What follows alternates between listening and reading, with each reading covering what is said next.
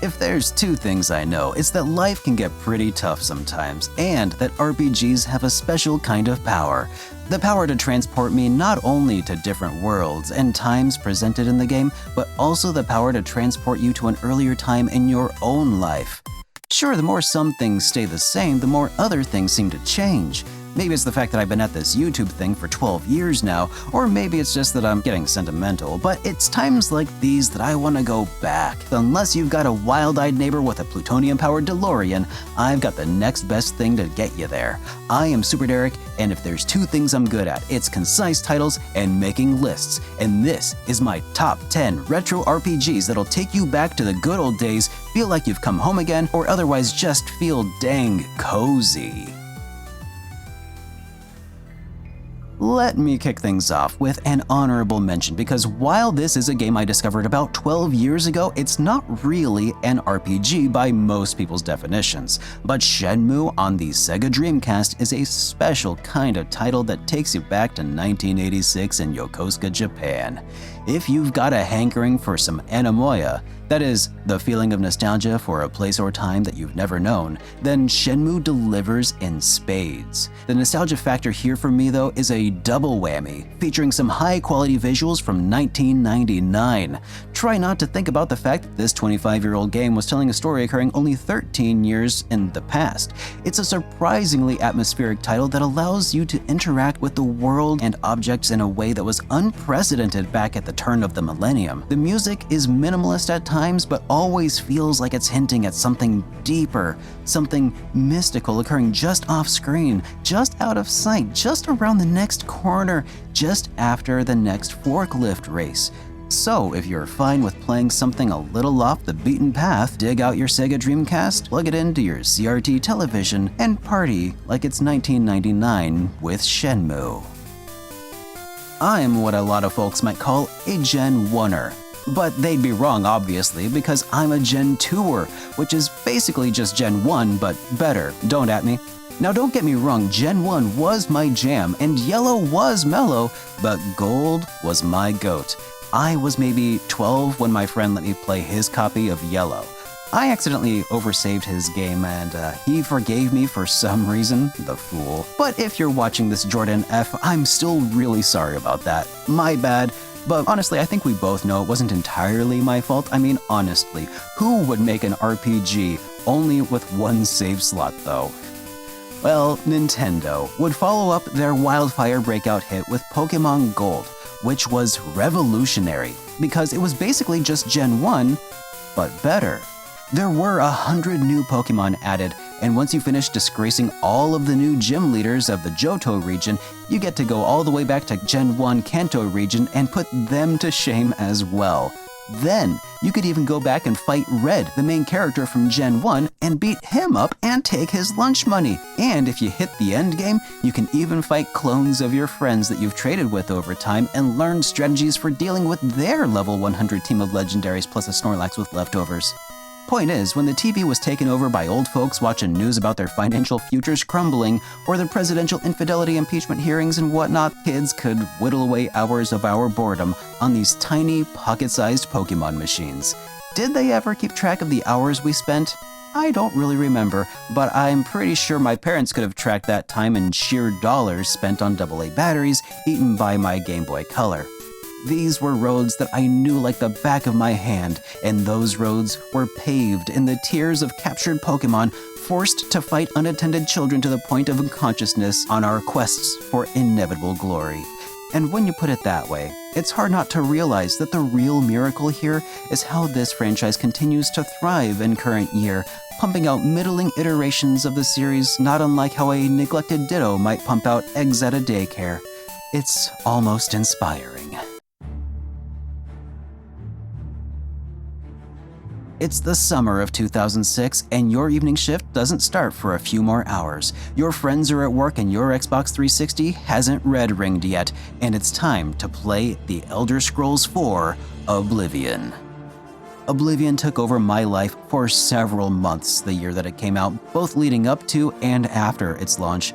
Days of work were spent dicking around on forums, dreaming about this game and how it would look in motion. My desktop wallpaper was just a screenshot from a random forest in the game that I had never seen before. My older coworker asked if that was a picture I'd taken at Wilkerson's Pass, whatever that is. I was watching 144p YouTube videos at 15 frames per second from GameSpot, talking about how awesome the game would be and it'd be so dang incredible, and they were absolutely right. I cannot tell you how many characters I made then played through just to go wander around for hours, getting lost, running into bandits, getting killed by mud crabs, doing every major guild questline, because why wouldn't the master of the Thieves Guild and Dark Brotherhood also be the leader of the Mages Guild and Fighters Guilds, and buy every home across the entire empire and then tell jokes to vendors for cheaper arrows? The game aged pretty poorly, of course. The monstrous-looking denizens of Cyrodiil are as meme-worthy as they are legendary. But in between dipping into hell and back and performing wanton acts of murder, Oblivion was an incredibly cozy game. The music was relaxing, the sights were breathtaking, the homes you could put together were just a vibe, and you could spend hours outdoors touching grass from the comfort of your darkened, dank living room. They say that you can never go home again, but those people have never played the HD remaster of Oblivion, which looks the way I thought I remembered Oblivion looking, but actually looks far better than the original ever did. And it's one hell of a way to escape from the here and now into the way back off then. Now, I'm far more of an enjoyer of Japanese-style RPGs, and very few of them take me back to simpler times quite so well as the Lunar games. Despite the fact that I discovered the incredible Lunar 1 and 2 long after their original release, the design choices, animated cutscenes, and quintessential voice acting are some of the most charming in retrospect. It came out in a different time. A game like this just couldn't be released today. People used to be glad to have RPGs localized in the West. Their hobbies were to play the games. But people's hobbies today are just complaining online about localizations. We had thicker skin back in those days, I tell ya, and the Lunar games were hardcore.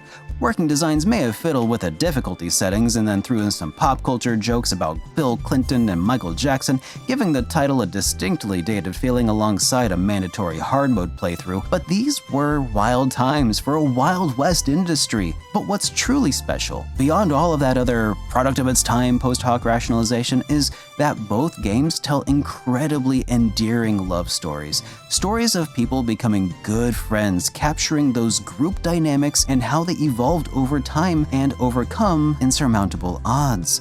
And stories about overcoming adversity always help me through difficult times and inspire people to take action or to at least hang in there. Because sometimes it's darkest just before dawn. Game Arts was at the top of their game on the PlayStation, pumping out incredible RPGs when the demand couldn't be any higher. And while the Lunar games were cozy in their own right, you just couldn't do any better than the original Grandia. It tells the story of Justin on his quest to become an adventurer and his transformation into an obnoxiously likable character from a likably obnoxious character. Follow along with Alex as he globetrots across the land, explores new lands and ancient ruins, meets friends, and of course, falls in love. Justin and Fina have got to be one of the most adorable couples in an RPG. It's a meandering tale featuring drop-dead gorgeous pixel sprites and incredibly satisfying combat system and character customization system. And the voice acting is so aggressively mid-90s that the sheer cheese factory boosts my nostalgia for this straight through the hole in the ozone layer. That doesn't actually exist anymore, by the way. Did you know that? We actually at some point fixed it gradually. There might have been hope for us at one point after all.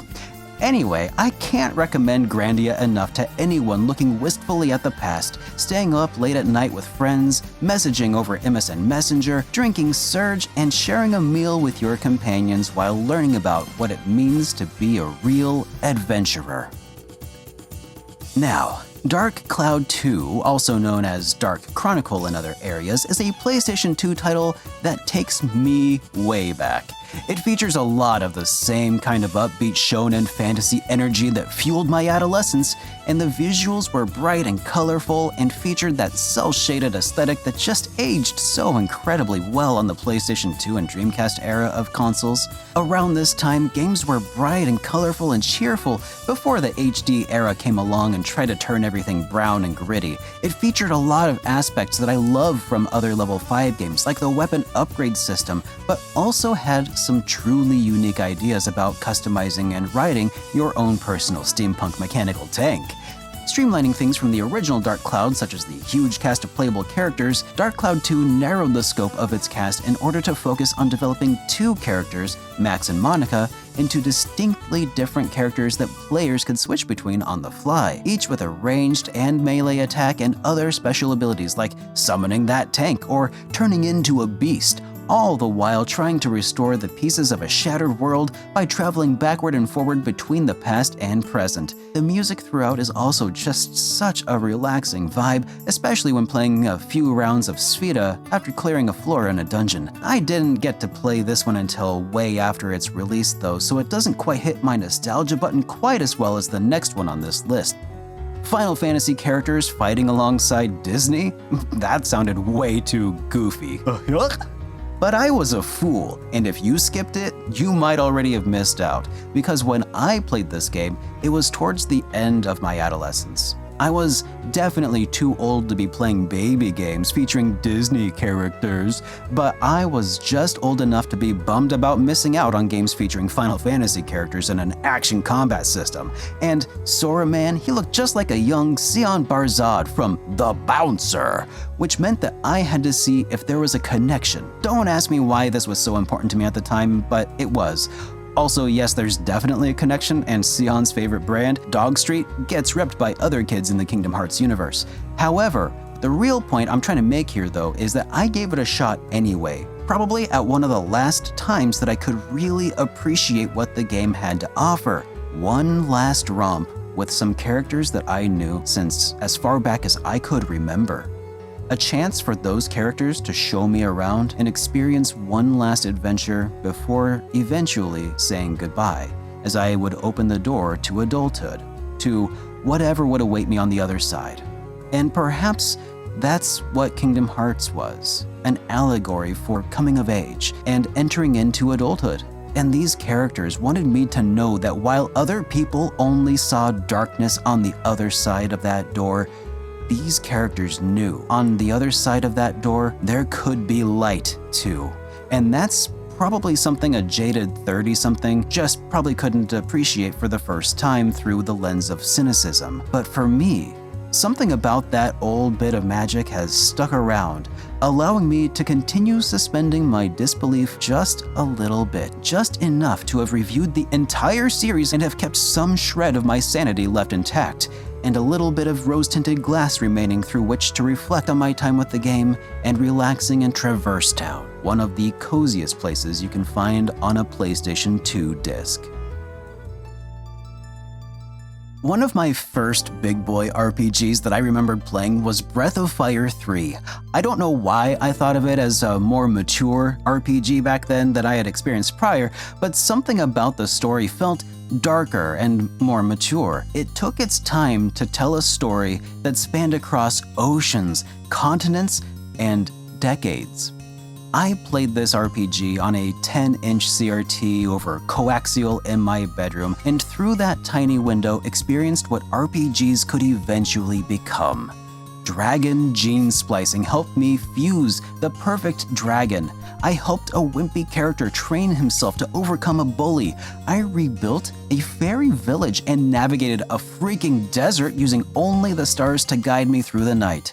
This game was dedicated to the dragons, it said, and in my original review, I hypothesized that meant it was dedicated to the people who might dare to try and change the world. The world has been changing as it always does, and always has. Time moves on with or without you, but this game still feels like a timeless classic that I can plug in and enjoy and become transported to a cozy forest shack where your only worries are the little things in life, like where your next meal is coming from, and who were those horses that murdered my friends, and the answer to both of those questions are easy. Who cares? My favorite track of the game is coming up. Breath of Fire is still the #1 Capcom RPG series for me, even if they can't hear me over the sound of their Monster Hunter printing machines going. Wanna know a secret? It's about mana. It's about how Secret of Mana is next on this list. Of course, saying that this game is cozy or feels kinda like home or whatever falls a little flat when the game begins by you getting an eviction notice from your entire town, while Hiroki Kikuta delivers an emotional gut punch via chiptune to further twist the knife. You have no parents, your best friends are a little sprite and a girl that's in love with some other dude. I thought this was supposed to be a JRPG. Well, the truth is this pick is purely based on my own personal nostalgia and history with Secret of Mana.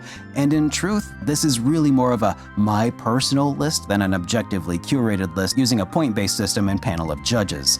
I'm sorry.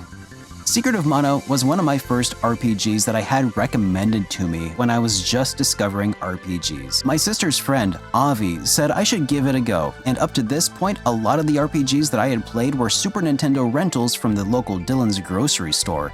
Their RPG selection was next level, but Secret of Mana was not one of the ones that I had ever seen there before. So instead, I had to use an old pre-eBay era website called Game Finders and commission them to locate a copy of this game for me. But man, when I got it, it held up to the hype.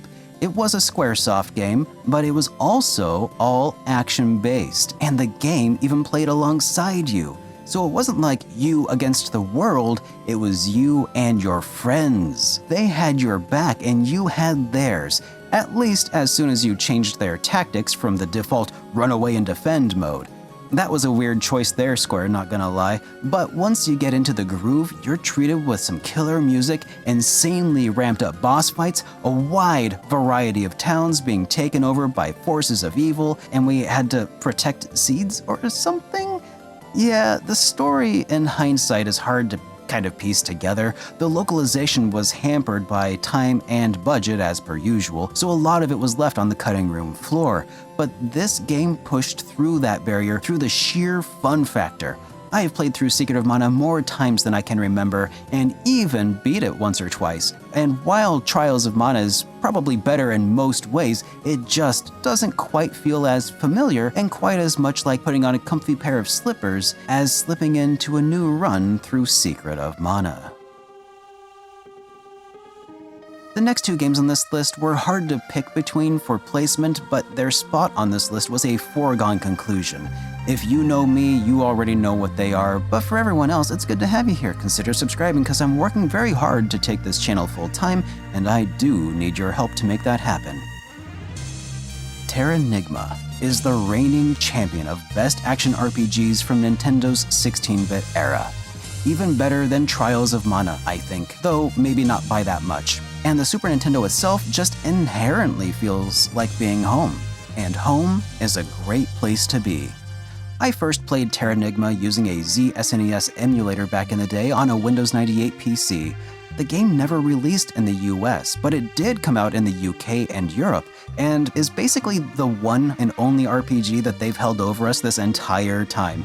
It alone nearly makes up for all of the other RPGs they never got. Almost. And it's also a story about a boy who leaves his home to go on an adventure, to adventure into a world that was once like his own, but he has to rebuild it. I'm such a sucker for this kind of thing.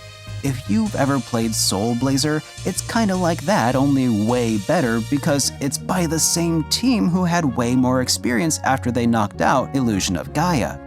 This combat is fluid, controls are really tight, animations are smooth all in all, and it feels like you're just playing an action RPG version of Chrono Trigger. The pixel art is clean and readable, and Ark's 90s attitude shines through with his irreverent strut and tapping feet as he waits for you to get your act figured out.